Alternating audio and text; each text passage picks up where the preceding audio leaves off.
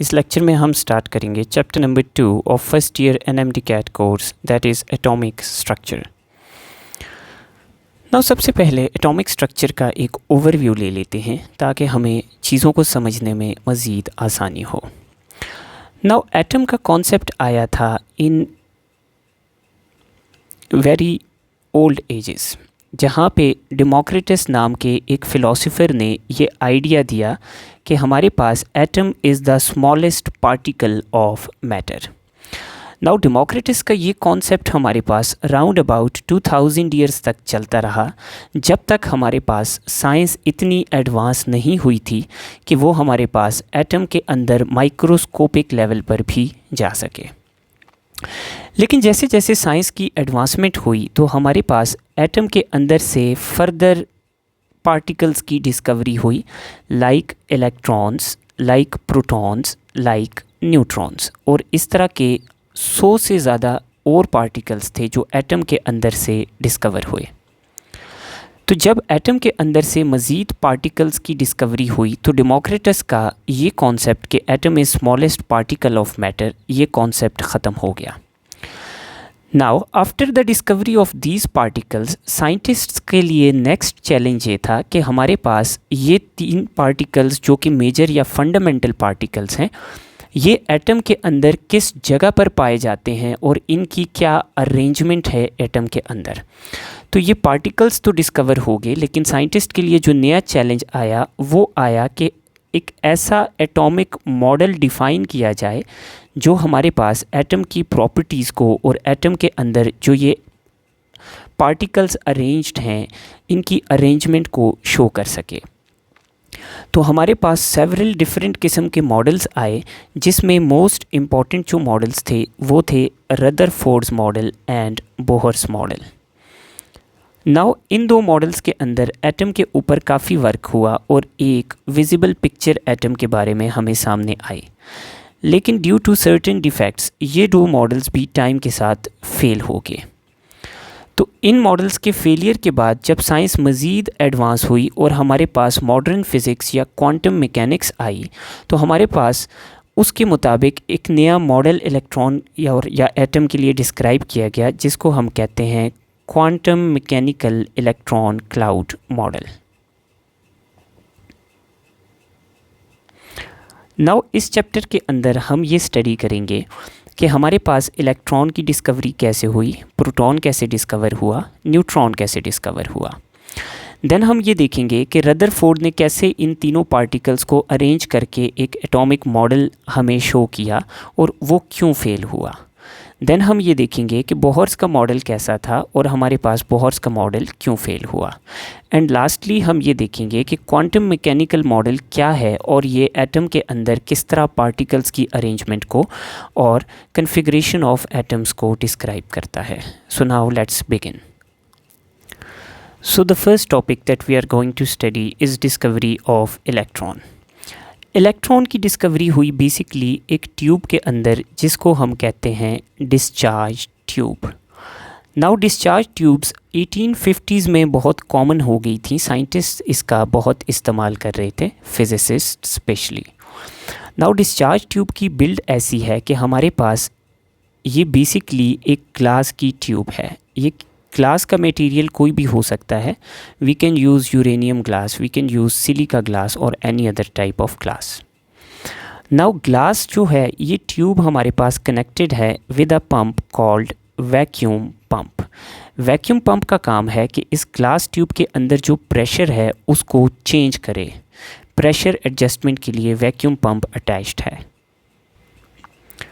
Now thirdly, इस glass tube के अंदर हमारे पास 2 इलेक्ट्रोड्स हैं दोनों तरफ।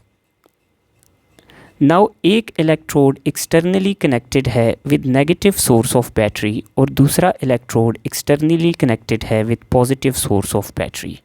तो जो electrode negative source of battery के साथ कनेक्टेड है इट इज़ कॉल्ड कैथोड, और जो electrode positive terminal of battery के साथ कनेक्टेड है it is called anode. Now हमारे पास ये जो बैटरी है ये बहुत ही हाई सोर्स ऑफ वोल्टेज है। It's voltage ranges from 5 to 15 और 20,000 वोल्ट्स। इसके अलावा डिस्चार्ज ट्यूब में एक गैस को रिलीज़ किया जाता है। This gas can be any gas from hydrogen to helium to neon to argon और एनी अदर गैस। इस गैस को हम कहते हैं working gas of discharge tube. So ये बेसिकली हमारे पास डिस्चार्ज ट्यूब की बिल्ड है। नाउ इस डिस्चार्ज ट्यूब के ऊपर डिफरेंट एक्सपेरिमेंट्स किए गए जिनके रिज़ल्ट में हमारे पास इलेक्ट्रॉन की डिस्कवरी हुई। सो now let's discuss those experiments one by one. Now scientist ने ये देखा कि हमारे पास जब डिस्चार्ज ट्यूब के अंदर प्रेशर को लो किया जाता है और हाई वोल्टेज यानी 5000 से 10,000 वोल्टेज अप्लाई किया जाता है तो हमारे पास इस पूरी ट्यूब के अंदर एक यूनिफॉर्म ग्लो नज़र आता है। जैसे अगर हम ट्यूब लाइट ऑन करते हैं तो हमें ट्यूब लाइट के अंदर एक यूनिफॉर्म ग्लो नज़र आता है। नाउ साइंटिस्ट ने जब प्रेशर को फर्दर रिड्यूस किया यानी 0.01 टॉरिसेली प्रेशर अप्लाई किया और सेम वोल्टेज रखा तो साइंटिस्ट को ये नज़र आया कि हमारे पास ये जो डिस्चार्ज ट्यूब है इसके अंदर से यूनिफॉर्म ग्लो ख़त्म हो गया है और उसकी जगह हमें लाइंस या रेज़ नज़र आई जो कैथोड की सरफेस से निकल रही थी और ट्रैवल कर रही थी टूवर्ड्स एनोड। एनोड के थ्रू ये पास करके ये पीछे ग्लास ट्यूब के साथ स्ट्राइक कर जाती थी। तो इन रेज़ को नाम दिया गया cathode rays. Now in cathode rays पे डिफरेंट एक्सपेरिमेंट्स किए गए जिसके रिज़ल्ट में हमारे पास इलेक्ट्रॉन डिस्कवर हुआ। So now let's see experiment number 1। Experiment number 1 में साइंटिस्ट ने डिस्चार्ज ट्यूब के अंदर कैथोड रेज़ के रास्ते में एक ऑब्जेक्ट रखा। This object was a cross tube called Maltesian cross tube. जब साइंटिस्ट ने कैथोड रेज़ के रास्ते में ये क्रॉस ट्यूब रखी तो हमारे पास ग्लास के कॉर्नर पे हमें इस क्रॉस ट्यूब का शैडो नज़र आया। तो कैथोड रेज़ के ऊपर जो फर्स्ट एक्सपेरिमेंट हुआ वो ये था कि इनके रास्ते में जब एक ऑब्जेक्ट रखा तो यहाँ पे हमारे पास ग्लास के एंड पे हमें इस ऑब्जेक्ट का शैडो नज़र आया। सो cathode rays cast shadow of object placed in their path. Now the important thing is कि इस एक्सपेरिमेंट का मतलब क्या हुआ। सो फॉर एग्ज़ाम्पल अगर मैं एक ऑब्जेक्ट रखता हूँ किसी चीज़ के सामने और पीछे ऑब्जेक्ट का शैडो बन जाता है तो इसका मतलब ये है कि हमारे पास जो रेज़ इस ऑब्जेक्ट के थ्रू पास हो रही हैं वो एक स्ट्रेट लाइन में ट्रैवल कर रही हैं। तो जब ये स्ट्रेट लाइन में ट्रैवल कर रही हैं तो वो रेज़ जो हमारे पास ऑब्जेक्ट के सामने आती हैं वो ब्लॉक हो जाती हैं, इसलिए उसकी ब्लॉकेज की वजह से हमें यहाँ पे डार्कनेस या शैडो नज़र आता है और बाकी सारी जगहों पे लाइट पास हो जाती है। तो इस एक्सपेरिमेंट का मतलब ये हुआ कि these rays travel in straight line.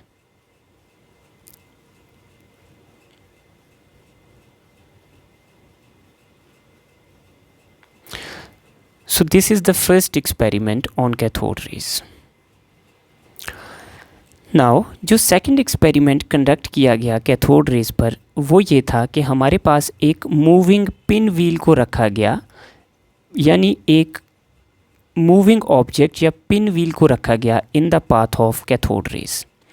तो साइंटिस्ट ने ये देखा कि जब कैथोड रेज़ के रास्ते में पिन व्हील रखा जाता है तो हमारे पास ये पिन व्हील क्या करता है, रोटेट करता है। Now this was a very very important discovery. तो what do cathode rays do, they rotate pin wheel placed in their path. Now इसका मतलब क्या हुआ, इस एक्सपेरिमेंट का मतलब ये है कि अगर आपके पास कोई रे है और उसके रास्ते में कोई ऑब्जेक्ट पड़ा है तो रेज़ की ये प्रॉपर्टी नहीं है कि वो ऑब्जेक्ट को मूव कर सकें। नाउ एक ऑब्जेक्ट सिर्फ तब मूव करेगा जब उसको किसी भी चीज़ से मोमेंटम ट्रांसफ़र हो। तो जब आपके पास कैथोड रेज़ ने पिन व्हील को मूव किया, इसका मतलब है कि कैथोड रेज़ ने इस पिन व्हील को मोमेंटम ट्रांसफ़र किया है। और मोमेंटम ट्रांसफ़र करना रेज़ की नहीं बल्कि ऐसी चीज़ की प्रॉपर्टी है जिसका मैस हो, और मैस होता है पार्टिकल्स का। तो इसका मतलब ये हुआ कि हमारे पास कैथोड रेज़ में पार्टिकल्स मौजूद हैं जो जब आते हैं और पिन व्हील के साथ स्ट्राइक करते हैं तो इसको मोमेंटम ट्रांसफ़र करते हैं और पिन व्हील मूव करता है। सो इस एक्सपेरिमेंट का ये मतलब हुआ कि ये जो रेज़ हैं they are basically particles. So this was a very very important discovery. Now अब साइंटिस्ट को पता चला कि कैथोड रेज़ के अंदर पार्टिकल्स हैं। देन उन्होंने नेक्स्ट 2 इम्पॉर्टेंट एक्सपेरिमेंट्स किए। नाउ नेक्स्ट इम्पॉर्टेंट एक्सपेरिमेंट किया 1895 में जीन पेरिन नाम के साइंटिस्ट ने। नाउ जीन पेरिन ने क्या किया कि हमारे पास ट्यूब से बाहर कैथोड रेज़ के रास्ते में दोनों तरफ मैग्नेटिक फील्ड को अप्लाई किया। जब उसने मैग्नेटिक फील्ड को अप्लाई किया तो उसने ये देखा कि मैग्नेटिक फील्ड इन रेज़ को बेंड कर देती है। सो थर्ड एक्सपेरिमेंट का ये रिज़ल्ट निकला कि these rays are bent by magnetic field. Now what does that mean? तो मैग्नेटिक फील्ड किसी न्यूट्रल पार्टिकल के पाथ को कभी भी बेंड नहीं करेगी। मैग्नेटिक फील्ड उस पार्टिकल के पाथ को बेंड करेगी जिसके ऊपर चार्ज होगा। सो इस एक्सपेरिमेंट का मतलब ये निकला कि ये जो हमारे पास रेज हैं या पार्टिकल्स हैं they are charged.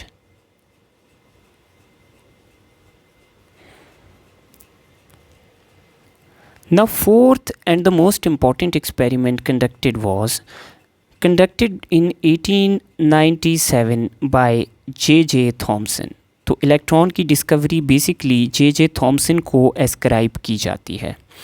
J.J. Thompson ने क्या किया कि कैथोड रेज़ के रास्ते में एक पॉजिटिव और एक नेगेटिव प्लेट यानी इलेक्ट्रिक फील्ड रखती। तो इसको ये नज़र आया कि कैथोड रेज़ पॉजिटिव प्लेट की डायरेक्शन में बेंड कर जाती हैं। So the cathode rays are bent towards positive plate. So इस एक्सपेरिमेंट का क्या मतलब हुआ? इस एक्सपेरिमेंट का मतलब ये हुआ कि they are negatively charged. So ये 4 मेजर एक्सपेरिमेंट्स थे जिसके रिज़ल्ट में इलेक्ट्रॉन की डिस्कवरी हुई। सो अभी अगर हम इन चारों एक्सपेरिमेंट्स को सम अप करें तो हमने क्या डिस्कवर किए हैं? We have discovered particles through pinwheel experiment. Now these particles are charged because they are deflected by magnetic field. Now they carry negative charge because they bend towards positive plate and they travel in straight line as depicted by shadow experiment. सो यूँ हमने particles discover किए जो negatively charge थे और straight line में travel करते थे। Now in particles को नाम दिया गया इलेक्ट्रॉन। इलेक्ट्रॉन का नाम पहले ही दिया जा चुका था क्योंकि साइंटिस्ट्स न्यू कि हमारे पास एटम के अंदर नेगेटिवली चार्ज पार्टिकल मौजूद है, तो इसको नाम दिया गया 1874 में बाय द साइंटिस्ट स्टोनी। सो यूँ हमारे पास इलेक्ट्रॉन की डिस्कवरी हुई। नाउ इसको हम आगे चल के मज़ीद देखेंगे। फॉर द टाइम बीइंग हम कैथोड रेज़ की और कुछ प्रॉपर्टीज़ को स्टडी करते हैं जो बेसिकली इलेक्ट्रॉन्स की ही प्रॉपर्टीज़ हैं और हमें डिस्चार्ज ट्यूब के अंदर ये प्रॉपर्टीज़ भी देखने को मिली। सो another property of cathode rays is कि they produce X-rays when they strike heavy metal anode.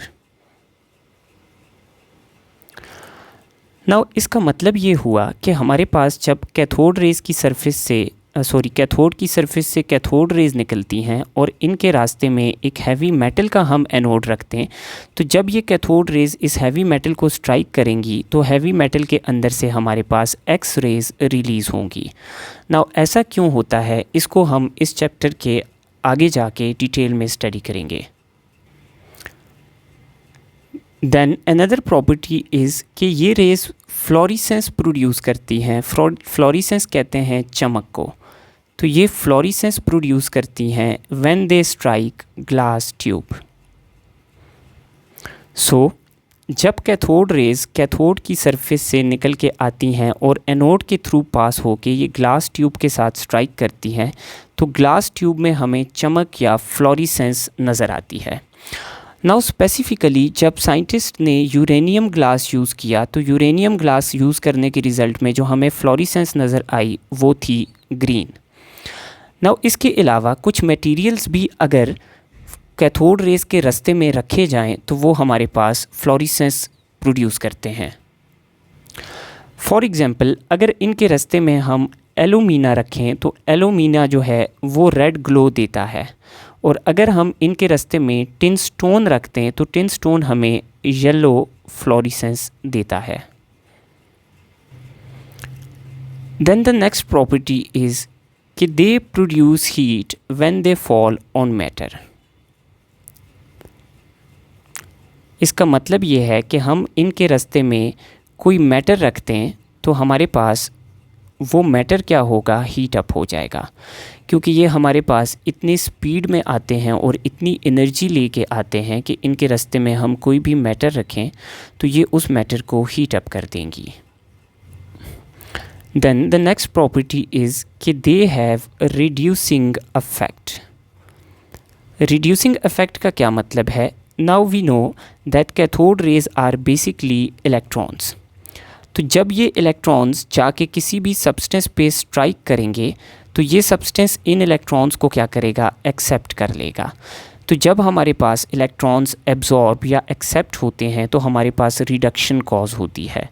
Therefore cathode rays have a reducing affect. Now इस रिड्यूसिंग अफेक्ट की वजह से ये सब्सटेंसेस में केमिकल चेंज भी कॉज करती हैं। Now the next property of cathode rays is they have ability to pass through thin metal foils. तो अगर हम इनके रास्ते में थिन फॉइल रखते हैं लाइक एल्यूमिनियम की या गोल्ड की तो हमारे पास ये उसके अंदर से पेनिट्रेट कर जाएंगी। Then the next property is that they can ionize gases. इसका क्या मतलब है? इसका मतलब है कि हमारे पास cathode rays basically fast moving electrons हैं। अब अगर हम इन इलेक्ट्रॉन्स के रास्ते में कोई गैस के मॉलिक्यूल्स लेके आते हैं तो गैस के मॉलिक्यूल्स में अपने इलेक्ट्रॉन्स प्रेजेंट होते हैं। नाउ कैथोड रेज के कैथोड रेज के फास्ट मूविंग इलेक्ट्रॉन्स क्या करते हैं, ये जब फास्ट स्पीड में गैस के मॉलिक्यूल के पास आते हैं तो ये गैस के इलेक्ट्रॉन्स को गैस के अंदर से नॉक आउट करके बाहर निकाल देते हैं। तो जब गैस के अपने इलेक्ट्रॉन्स नॉक आउट हो जाते हैं तो गैस कन्वर्ट हो जाती है पॉजिटिव आयन में। Now the final and important property is कि इनकी जो चार्ज टू मास रेशो है, their EM value is always constant. जब कभी कहीं भी कैथोड रेज प्रोड्यूस होंगी तो EM value will be same in every case, और ये है कितनी, इट इज़ 1.7588 इंटू 10⁻11 कूलम्स पर kg। अब EM वैल्यू का क्या मतलब है? EM वैल्यू का मतलब है कि अगर हमारे पास एक certain mass of cathode raise हैं तो उनके अंदर टोटल चार्ज कितना होगा। तो फॉर एग्जांपल हमारे पास अगर 1 kg ऑफ इलेक्ट्रॉन्स या 1 kg ऑफ कैथोड रेज हैं तो उन पे टोटल चार्ज होगा 1.7588 इंटू 10⁻11 कूलम्स। अगर हम 500 ग्राम्स इलेक्ट्रॉन की चार्ज की बात करें तो हम इस वैल्यू को 2 से डिवाइड कर देंगे, क्योंकि 1 kg इज़ 1000 ग्राम, तो 500 ग्राम्स में इसका आधे जितना चार्ज होगा। सिमिलरली 2 किलोग्राम इलेक्ट्रॉन्स पे इसके डबल जितना चार्ज होगा। Now cathode rays are basically electrons. तो इलेक्ट्रॉन एक फंडामेंटल प्रॉपर्टी है जिसका चार्ज और मास क्या है, फिक्स्ड है। तो जब इसका चार्ज और मास फिक्स्ड है तो जब कभी कैथोड रेज कहीं से भी प्रोड्यूस होंगी तो they will be basically electrons. तो सिंस इलेक्ट्रॉन्स का चार्ज और मास फिक्स्ड है तो कैथोड रेज की EM value will always be constant. Now coming back to discovery of electron, तो हमने जब इलेक्ट्रॉन को डिस्कवर किया तो हमें इलेक्ट्रॉन के बारे में 2 इम्पॉर्टेंट बातें पता चली कि इलेक्ट्रॉन बेसिकली क्या है, नेगेटिवली चार्ज्ड है, and it is basically a negatively charged particle. Now scientist के लिए नेक्स्ट चैलेंज ये था कि अगर इलेक्ट्रॉन नेगेटिवली चार्ज्ड है तो इसके ऊपर चार्ज कितना है, और अगर ये पार्टिकल है तो इसका मास कितना है। तो चार्ज तो साइंटिस्ट ने इजीली डिटरमिन कर लिया। चार्ज डिटरमिन किया गया by using an experiment called Millikan's oil drop experiment. Now Millikan's oil drop experiment के रिज़ल्ट में इलेक्ट्रॉन के ऊपर जो चार्ज डिस्कवर हुआ that was 1.6022 into 10 raise to the power -19 coulombs. और अगर इलेक्ट्रॉन के मास की बात करें तो मास डिटरमिन करना थोड़ा सा मुश्किल था क्योंकि ये बहुत ही लाइट पार्टिकल है। तो साइंटिस्ट को EM वैल्यू ऑफ इलेक्ट्रॉन पता थी। EM value of electron J Thomson ने फिज़िक्स की इक्वेशन से कैलकुलेट की which was 1.7588 into 10 raise to the power 11 coulombs per kg. अब साइंटिस्ट को EM वैल्यू भी पता थी और चार्ज भी पता था। तो मास कैसे कैलकुलेट किया गया, EM value is mass by charge. तो उनको पता था कि मास बाय चार्ज कितना है और चार्ज भी पता था। तो इस इक्वेशन में अगर हम चार्ज को पुट इन करें 1.6022 into 10 raise to the power -19 coulombs divided by mass is equal to 1.7588 into 10 raise to the power 11 coulombs per KG. Now अगर हम मास को इस साइड ले आएँ और इस वैल्यू को हम नीचे ले आएँ तो इस डिवीजन से हमारे पास इलेक्ट्रॉन का मास भी डिटरमिन हो गया that was 9.1095 into 10 raise to the power -31 KG. तो यूँ इलेक्ट्रॉन का चार्ज, मास और EM वैल्यू भी कैलकुलेट हो गई।